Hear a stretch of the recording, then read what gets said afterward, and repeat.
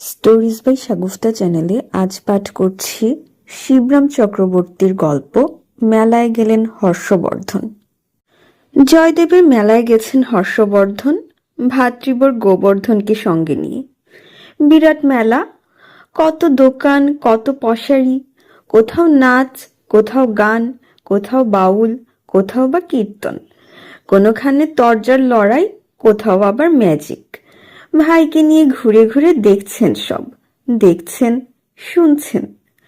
কত লোক এসেছে মেলায়, লাখখানেক হবে হয়তো। যত লোক তত বালক, তত নাবালক। একধারে একটা নাগরদোলা ঘুরছিল, হাসি খুশি ছেলেমেয়েরা চেপেছে তাতে। একটা বেলুনওয়ালা বেলুন বিক্রি করছিল। দেখি একটা বেলুন, বললেন হর্ষবর্ধন। দাম কত? 4 পয়সা বাবু। একটা দাও তো। না, একটাতে হবে না, 2000 বেলুন নিয়ে আসো। 2000, 4000, 5000, যা পারো। পারবে আনতে? ডিপো থেকে আনতে পারি, লেকিন আগাম কিছু রুপিয়া চাহিয়ে। এই নাও 100 টাকার নোট, তারপর যা লাগে দেব। আমার জন্য কিনছো বুঝি দাদা? জানতে চাইল গোবরা। অত বেলুন তোকে দিলে আর দেখতে হবে না, কোথায় উড়ে চলে যাবি। ওই মোটা সোটা হিন্দুস্থানি বেলুনওয়ালাই অত বেলুন নিয়ে আসতে পারি কিনা দেখা যাক। উঠতে উঠতে এলো বেলুনওয়ালা। মেলা সবাইকার মাথার উপর দিয়ে এলো। হর্ষবর্ধনদের কাছাকাছি আসতেই গোবরা লাফিয়ে উঠে তার একটা ঠ্যাং ধরে ফেলল, আর হর্ষবর্ধন জাপটে ধরলেন গোবরাকে। কোন রকমই ভূমিষ্ঠ হলো বেলুনওয়ালা গোবর্ধনকে সাথে নিয়ে। দুভাই শক্ত করে ধরে থাকলেন তাকে। और कितना দিতে হবে? कुछ नहीं, लेकिन आपको बेलून तो लीजिए, हमको बचाइए पहले। না বাবা, আমরা উড়ে যেতে রাজি নই, বললেন শ্রীহর্ষ। সহর্ষেই বললেন, এইসব বেলুন তুমি মেলার সব ছেলে মেয়েদের একটা করে বিলিয়ে দাওগে। একটা খোঁটা পুঁতে তাতে বাঁধা হলো বেলুনের গোছা। তারপর শুরু হলো বিলানো, হইচই পড়ে গেল মেলায়। দুই ভাই সেখান থেকে শটান চলে গেলেন নাগরদোলার কাছে। হর্ষবর্ধন বললেন, চাপতে কত লাগে, কত করে টিকিট? 4 পয়সা, বলল দোকানওয়ালা। দাও একটা টিকিট, চাপবো আমি। না বাবু, আপনাকে তুলতে পারবো না, তাহলে আমার নাগরদোলা ছিঁড়ে পড়বে এক্ষুনি, বহুত লোকসান হবে আমার, বলল লোকটা। আপনাদের জন্য না, বাচ্চাদের জন্য হচ্ছে এ জিনিস। কত লোকসান হবে শুনি, দোলা যদি তোমার ছিঁড়ে পড়ে? জানতে চাইলেন হর্ষবর্ধন। 1000 টাকা তো হবেই, আপনার প্রাণের দাম যদি কানাকড়িও হয়। এই নাও 1000 টাকা। 10খানা বড় বড় নোট গুনে দিয়ে তিনি বললেন, এইবার চাপতে পারি তো? গোবর্ধন বাধা দিল। চাপ বেচে, যার জিনিস তার অনুমতি নিয়েছ।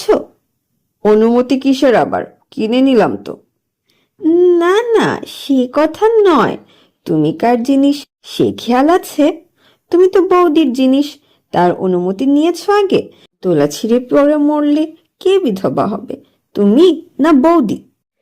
তবে চেপে কাজ নেই, তোর বৌদি মেলার থেকে এক গাদা জিনিস কিনে নিয়ে যাবার ফরমাস দিয়েছে, না নিয়ে গেলে রক্ষে রাখবে না। আর আমি যদি এখানকার হাসপাতালেই থেকে যাই, তাহলে কুরুক্ষেত্র বাঁধাবে। এই দোলাওয়ালা, আর কদিন চলবে তোমাদের এই মেলা? মাসখানেক তো চলবেই বাবু। এই নাগরদোলা এখন আমার, তুমি আমার কর্মচারী।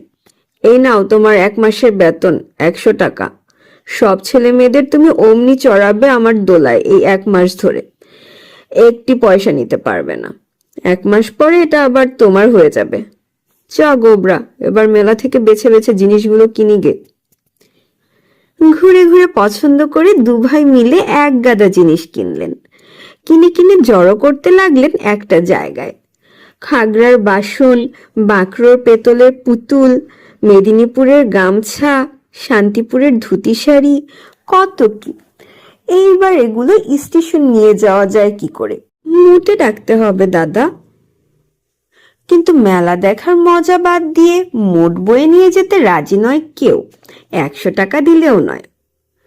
ভারী মুশকিল হলো তো, নে আমরা দুই ভাই ভাগ করে ঘাড়ে করে নিয়ে যাই। এ যে একটা গাধার মোট দাদা, বাধা দিল গোবর্ধন। আর আমরা দুজনে মিলে অর্ধেক গাধাও নই। তাহলে কি করা যায়? একটা গাধা কিনে ফেলো বরং, সেই অম্লান বদনে সব বয়ে নিয়ে যাবে। মেলার ধারে মেলায় গাধা চড়ছিল, দোকানের মালপত্র বয়ে এনেছিল মেলায়। হৃষ্টপুষ্ট দেখে তাদের একজনকে পছন্দ করলেন দুই ভাই। তারপর মালিককে খুঁজে বার করে কিনে ফেললেন গাধাটা। তারপর তার পিঠে জিনিসপত্র চাপিয়ে স্টেশনের পথে রওনা দিলেন দুজনেই। দেখছিস গোবরা, গাধাটা কি ভালো, এত মোট চাপিয়ে দিলাম ওর ঘাড়ে, একটু দ্বিরুক্তি করলো না। দ্বিরুক্তি? ওরা কখনো দ্বিরুক্তি করে না, বলল গোবরা। মাঝে মাঝে ওরা একটা উক্তি যা করে, তারই একটা বাজ খায় আওয়াজে কান যায় যায়। তারপর দ্বিরুক্তি করলে আমাদের আর বাঁচতে হতো না। কিন্তু ভালো হলে কি হবে? চলতেই চায় না গাধাটা। এক পা নড়ে তো 3 মিনিট দাঁড়িয়ে পড়ে, আবার তাকে ঠেলে ঠুলে চালাতে হয়। আবার একটু পরেই তার নট নরণচরণ, নট কিচ্ছু। দুটো গাধাকে নিয়ে আমার হয়েছে মুশকিল, বিরক্তি প্রকাশ করেছেন দাদা। মেলায় এসে এত ঝামেলা হবে কে জানতো। দুটো গাধা কোথায় পাচ্ছ দাদা? একটাই তো দেখছি। নিজেকে বাদ দিয়ে গুনছিস বুঝি তুই? হর্ষবর্ধন বলেন। আমার 2 দিকে 2 চাঁদ, গোবর্ধন চন্দ্র আর গর্দব চন্দ্র। শুনে গোবরা গুম হয়ে থাকে খানিকক্ষণ, তারপর গুমড়ে ওঠে। আমরা যদি গাধা হই তো তুমি হলে আমাদের দাদা, দুজনেরই দাদা তুমি, আমাদের উপর দিয়ে যাও। পরস্পরের টানাপোড়েনে হয়রান হয়ে 3 জনে স্টেশনে এসে পৌঁছলেন। কাটলেন 3খানা কলকাতার টিকিট। তারপর গাধাটাকে কি করে কামরায় তুলবেন সেই হলো সমস্যা। জানতে গেলেন গার্ডবাবুর কাছে। বললেন, মশাই, এ যা গাধা নিজ গুণে তো উঠবে না, তেমন পাত্র নয়, কুলির মাথায় চাপিয়ে তুলবো? আমাদের কামরায় আমাদের সঙ্গে যাবে গাধাটা। টিকিট দেখি আপনাদের। 3খানা টিকিট দেখিয়ে দিলেন তিনি। 3খানা ফার্স্ট ক্লাসের টিকিট দেখে হাসলেন গার্ডবাবু। গাধা কি আবার ফার্স্ট ক্লাসে যায় নাকি? কেন, গেলে কি হয়? গাধা বলে কি মানুষ নয়? দাদার প্রতিবাদ। আমাদের ফার্স্ট ক্লাস গাধা মশাই। আপত্তি করেছে ভাইও। অনেক দুপে গাধার চেয়ে ভালো। গাধা যাবে পেছনের ভ্যানে, গাড়ির সব পেছনে, বলে দিয়েছেন গার্ডবাবু। গাধাটাকে যথাস্থানে সুরক্ষিত করে 2 ভাই এসে উঠেছেন নিজেদের কামরায়। আধ ঘন্টা কেটে যাবার পর দাদার কি খেয়াল হলো পাশের সহযাত্রীকে শুধিয়েছেন তিনি। রেলগাড়ি কত জোরে যাচ্ছে মশাই? তা ঘন্টায় 7 মাইল তো হবে। 7 মাইল? হর্ষবর্ধন হতবাক। ঘন্টায় 60 মানে মিনিটে 1 মাইল? বলেন কি? তা 60 না হলেও 40 তো বটেই। তাহলেও হর্ষবর্ধনের চমক কমে না। কিন্তু আমার গাধা যে মিনিটে 1 পাও হাঁটতে পারে না। রেলগাড়ি আর গাধা কি এক হলো? সহযাত্রীও তার কথা শুনে চমৎকৃত হন। গাধা তো রেলগাড়ি নয়। মানে রেলগাড়ি তো কি বলে, আর গাধা নয়। তা তো নয়, বলে তিনি যেন অগাধ ভাবনায় পড়ে গেলেন। তারপর ভাবনার সমুদ্র থেকে ডুব দিয়ে উঠলেন যখন, বেশ পুলকিত দেখা গেল তাকে। যাকগে, রেলগাড়ির পাল্লায় পড়ে গাধাটা এবার হাঁটতে শিখবে। মানুষ হয়ে গেল গাধাটা। কত গাধাই তো হচ্ছে। সায় দেন সহযাত্রী। তবে সব গাধা কিছু সমান নয়, মানে সবটা কিছু সমান গাধা নয়। অনেক গাধা গাধাই থেকে যায়, কিছুতেই আর মানুষ হয় না। তা না হোক, এই ধাক্কায় আমাদের গাধাটা যদি একটু চটপটে হতে শেখে তাহলেই বাঁচি। দেখতে শুনতে মন্দ নয়, কিন্তু নড়াচড়ায় নারাজ। কথায় বলে গাধা পিঠে ঘোড়া করতে হয়, কিন্তু এইটুকু রাস্তা আসতে কম কি পিটেছি? ঘোড়ার ঘও হয়নি। এখন রেলগাড়ির জগতে বেকায়দায় পড়ে বাধ্য হয়ে যদি ওটা ঘোড়া হয়, যাক, দেখা যাক।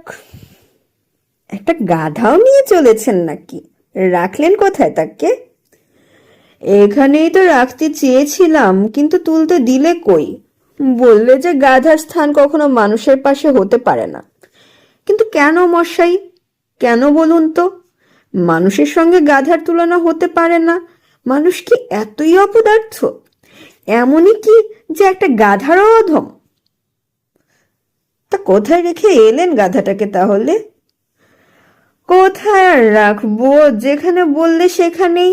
রেলগাড়ির সব পেছনে তাকে বেঁধে দিয়েছি, মোটা দড়ায় বেশ শক্ত করে বাঁধা। পালাতে পারবে না গাধাটা।